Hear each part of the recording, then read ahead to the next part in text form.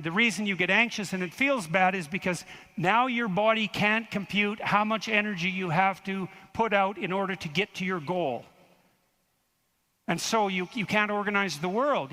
You're apt to use more resources than you'll replenish. And if you continue to do that, then you'll die. And so anxiety is a signal that complexity has reemerged. Chaos, that's the eternal dragon of chaos. Chaos has reemerged because your narrative has collapsed. And so that's negative emotion. That's what negative emotion signifies, is that it's the collapse of an organizing narrative.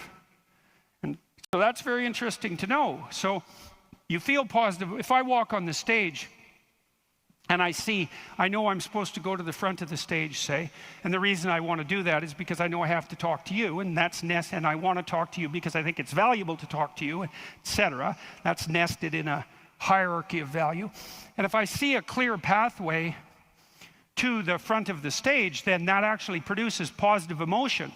And that positive emotion impels me forward, because positive emotion does impel you forward. That's what it's for. That's how positive emotion is linked to action. So if you're enthusiastic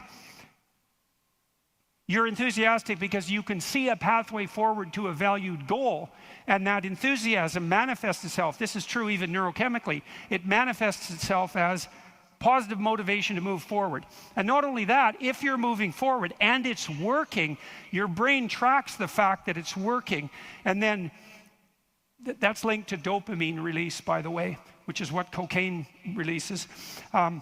It's linked to dopamine release. And the other thing your brain is doing, even when you're just walking to where you want to go, if you're successfully walking there, your brain tracks what you're doing. There's circuits that are activated while you're doing it.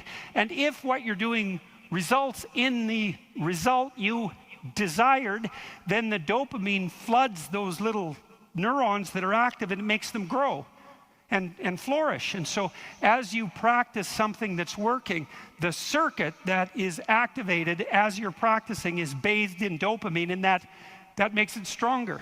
And that feels good. It's growth. It's part of positive emotion. And so the positive emotion moves you forward, but also encourages you to develop a habit of that practice. And so one of the things I would bloody well say is, don't make a habit of pursuing things that aren't good for you, because you build that into you. That's what happens if you become addicted to something, you know.